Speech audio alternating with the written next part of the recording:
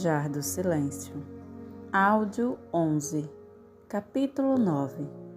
Este é um universo espiritual.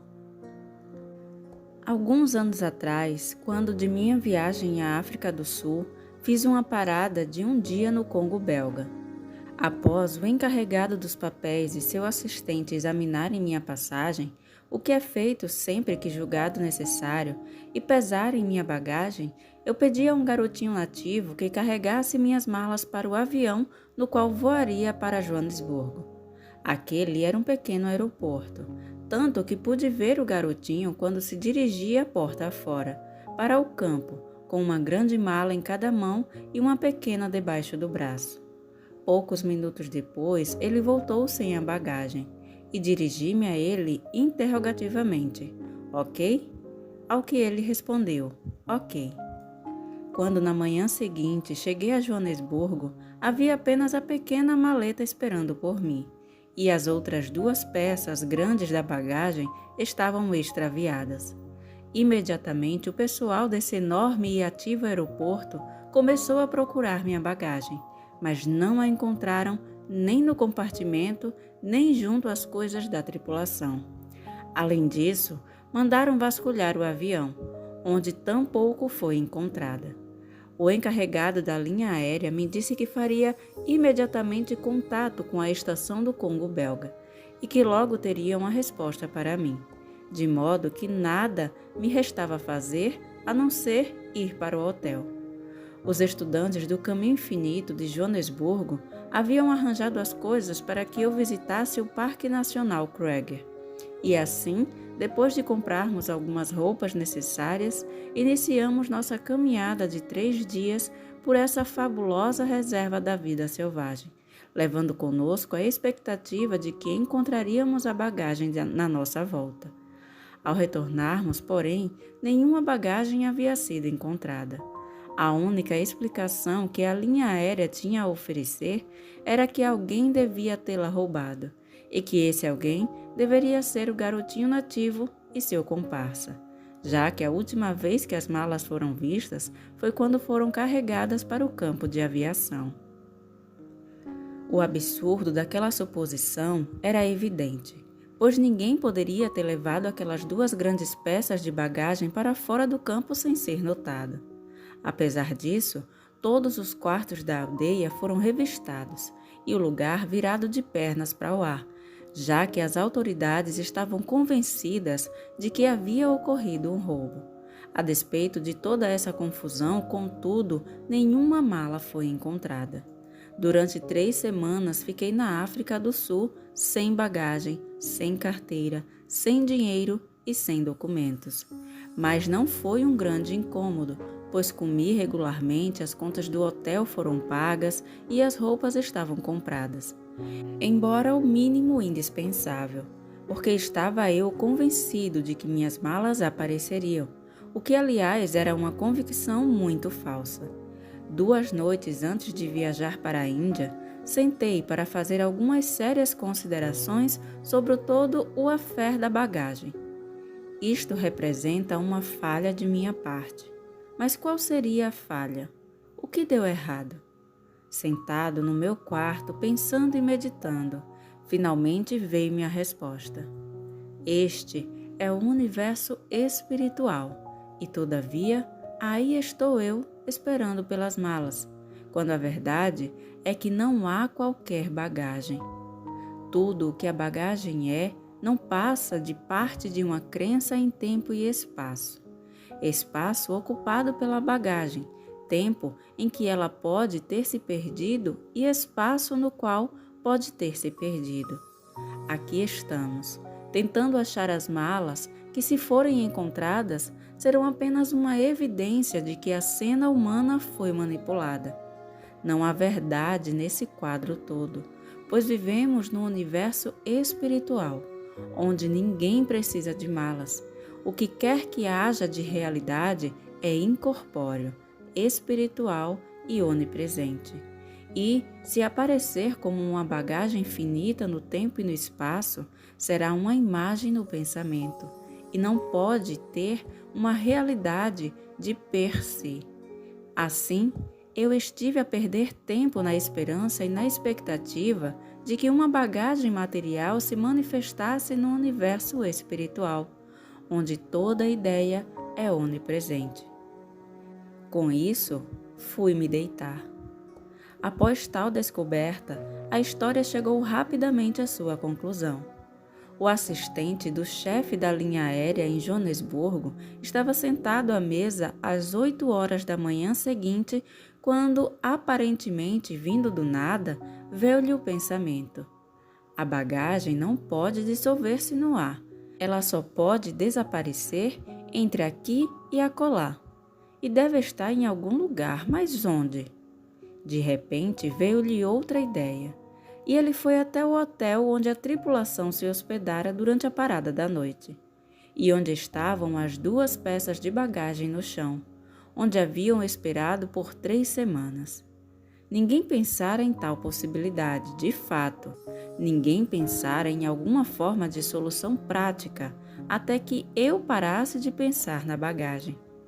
Essa história ilustra um ponto muito importante na cura e no viver espirituais. Na metafísica, geralmente pensaríamos: bem, vai aparecer, ou não pode estar perdida. Em outras palavras, estaríamos negociando com algo chamado bagagem. A falácia desse método de encarar um problema torna-se visível imediatamente porque, em caso de doença, e para sermos coerentes, deveríamos fazer um tratamento que lidasse especialmente do coração, fígado, pulmões, estômago, intestino, cabeça ou pés, e estaríamos completamente fora do reino do ser espiritual. Muitos de nós não sabem o bastante para tratar as pessoas pelo nome, e nós não sabemos o bastante para tratar coração, fígado ou pulmões. Bastará ver quão facilmente podemos ser logrados no caso da bagagem. Tornamo-nos mais autoconfiantes, acreditamos estar caminhando na direção certa e logo a seguir o ilusionismo dos sentidos humanos faz-nos lembrar da bagagem ou da sua falta. Compreendamos agora. Eu não estava preocupado com a perda da bagagem. Meu erro era ter certeza de que ela iria aparecer, o que é exatamente o mesmo que estar seguro de que o coração de alguém ficará bom ou seu pé doentio ficará melhor.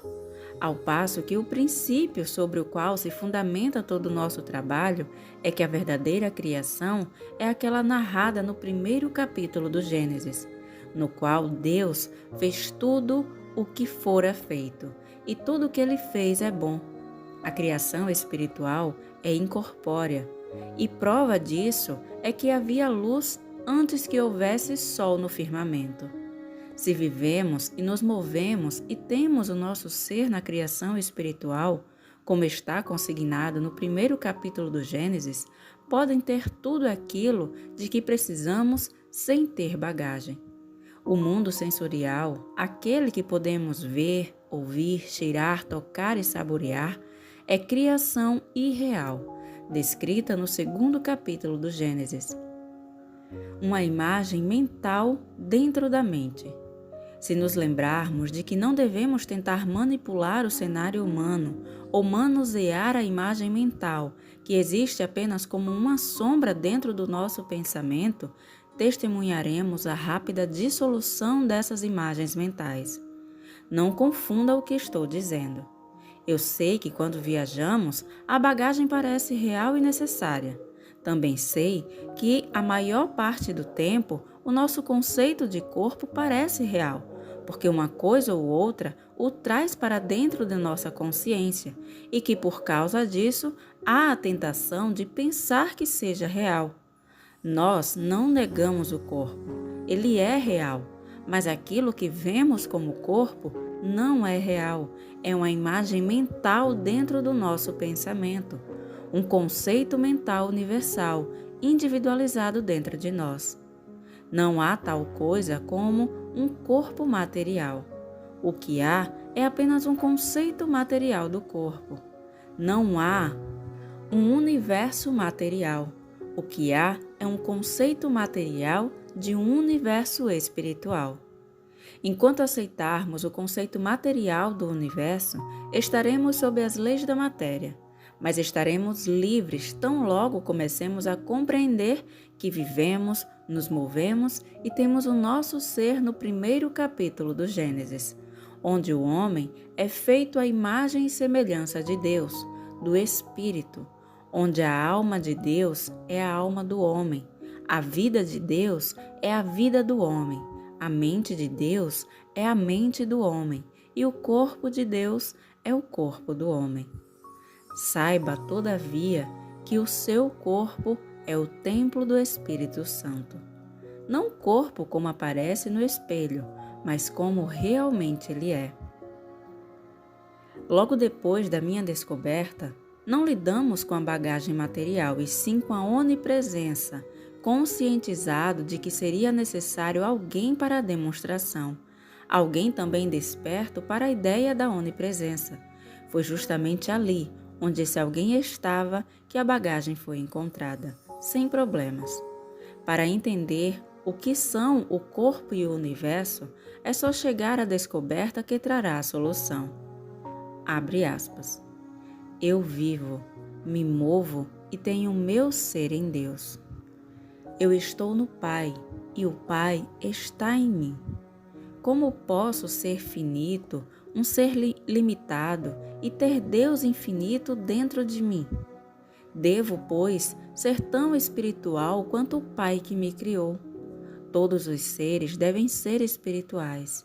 E dentro dessa criação espiritual, nada de finito pode entrar para limitar ou criar qualquer sentido de separação. Fecha aspas. O sofrimento deste mundo deve-se à nossa procurada bagagem material, mesmo esperando que esteja no lugar certo. Este é o erro. Não há um lugar para você, para mim ou para qualquer ele, ela ou aquilo, a não ser no exato local onde se encontra, e que é na onipresença, onde mesmo aquilo que os humanos sentidos julgam estar ausente, está presente. Num dia nublado, o sol parece estar ausente quando de fato está apenas escondido de nossa vista. Do mesmo modo, as nuvens das crenças humanas podem temporariamente esconder de nós aquilo que é onipresente, que está presente onde eu sou. E o que é aquilo que está presente onde eu sou? Tudo o que é do Pai é onipresente.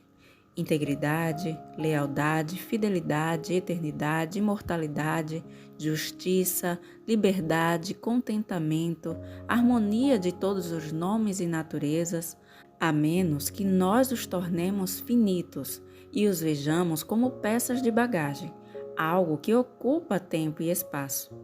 Nada ocupa tempo e espaço, a não ser nossas imagens mentais. E a razão disso é que nós aceitamos o ontem, o hoje e o amanhã. No momento em que nos elevamos acima do reino mental da vida, percebemos que não há tal coisa como o tempo. Qualquer pessoa que tenha feito contato com Deus terá descoberto que não havia consciência temporal durante tal experiência. E embora o contato possa ter demorado apenas meio minuto, nesse curto lapso de tempo, ocorreu bastante para convencê-lo de que se haviam passado algumas horas. Outras vezes, feito o contato, parece ter demorado só um minuto, mas, ao olharmos o relógio, percebemos que se passaram 2 ou 3 horas. Em outras palavras, não há percepção de tempo e de espaço na consciência da onipresença.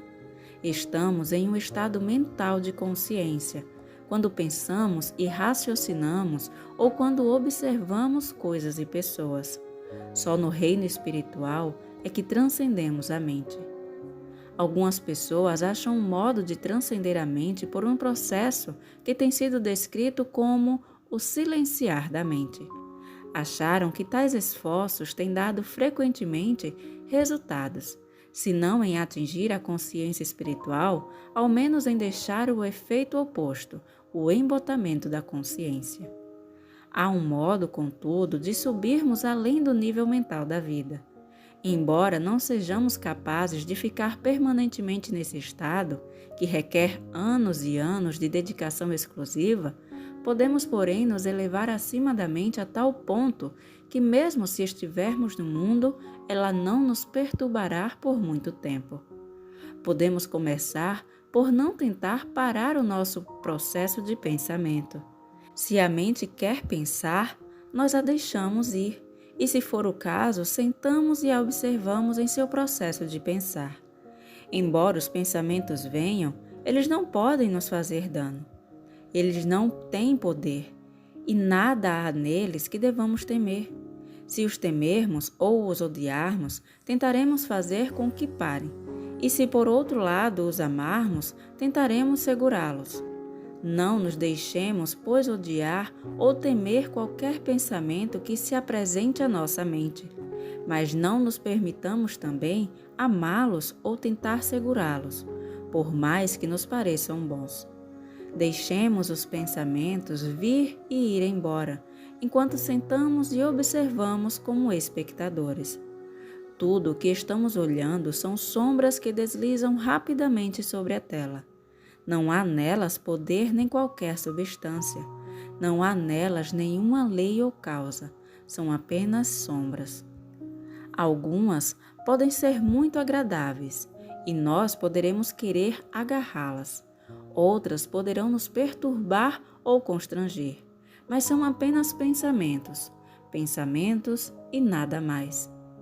Podem testificar a doença, podem testificar o pecado ou o acidente, mas, por mais constrangedores que sejam, nós nos quedamos imóveis e os observamos vir e ir embora.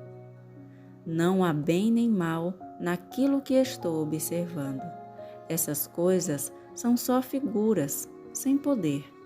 Não podem fazer nada, não podem testificar alguma coisa. E mesmo que pareçam ser boas, não são boas, porque são apenas figuras. Se tentarmos esse pequeno experimento em nossos momentos de meditação, logo perceberemos que estivemos a sofrer por causa dessas imagens e pensamentos que nos submergiram, e ficamos tão aflitos que tentamos fugir deles ou apagá-los. Todavia, quando somos capazes de vê-los em sua perspectiva correta, eles são inofensivas nulidades, apenas sombras. Na verdade, por vezes representam teorias ou regras feitas pelo homem, com relativas punições associadas, também produto humano. Quem, porém, lhes outorgou a autoridade? Se não vejamos, este aqui testifica a infecção e o contágio, e este outro os falsos apetites. O próximo é uma profecia de desastre, o outro é o medo da carência, e este outro é o medo do medo. Mas a verdade é que aí só há nomes, terríveis nomes, é verdade, pela sua conotação trágica, mas só nomes. Nomes que Adão deu para algo que não compreendia, apenas imagens no pensamento. Deixemos de nos amedrontar com nomes, mesmo que seja uma imagem na máquina de raio-x, por que deveríamos temê-la? Continua sendo só uma imagem, uma representação de imagem mental. Quando não mais a temos na mente, não é mais possível sua representação. Nós só podemos fazer figuras daquilo que temos na mente. Se podemos vê-lo, ouvi-lo, tocá-lo, saboreá-lo ou cheirá-lo, será uma atividade da mente, uma imagem mental. O braço da carne, uma nulidade. É uma falsa criação que Deus nunca fez. Sempre que estivermos a pensar nisso, estaremos ainda no reino mental, o reino do conhecimento da verdade. Contudo, se continuarmos o nosso exercício, observando honestamente a imagem, começaremos a perceber que se trata de algo sem substância ou causa. Indiferentemente de quão material pareça ser uma condição, não é nada mais material do que o fora minha bagagem perdida, que não era material. Ela era uma imagem mental, cuja descoberta revelou a onipresença. As pessoas, às vezes, seguindo tais práticas, parecem vislumbrar imagens bonitas ou visões e cometem então o primeiro engano, tentar segurá-las. O segundo engano é querer trazê-las de volta em um momento futuro. Isso é uma verdadeira insensatez. Nunca devemos fazer isso e nem mesmo segurar uma imagem bonita, pois é só uma imagem. Se é de Deus, o próprio Deus pode nos dar mais do que precisamos. E se for uma imagem desagradável, devemos aprender a não temê-la, uma vez que não tem existência como realidade eternizada, mas é apenas uma imagem mental. Chegaremos talvez ao ponto em que não haja mais o que dizer ou pensar, e assim teremos uma última palavra sobre isso. Independentemente do que pareça ou afirme ser, não há em você propriedades intrínsecas de bem e de mal. Todas as propriedades estão na consciência que fez este universo à sua imagem e semelhança, e nem o bem nem o mal existem como forma ou efeito.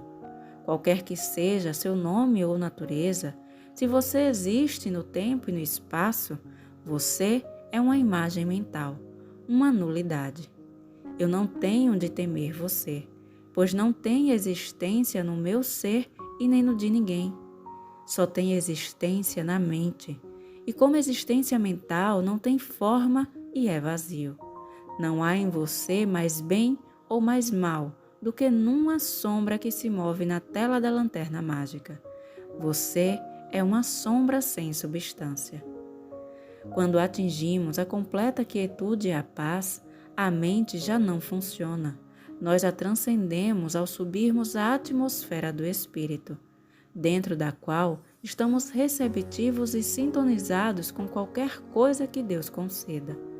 Tão logo nos tornemos desapegados, isto é, desprendidos do pensamento da fome, do medo, do amor por pessoas ou objetos, de modo que podem flutuar diante dos nossos olhos, nos deixando completamente indiferentes, não mais estaremos no reino da mente. Somos atingidos, tocados e tocamos a nossa própria alma, que é Deus.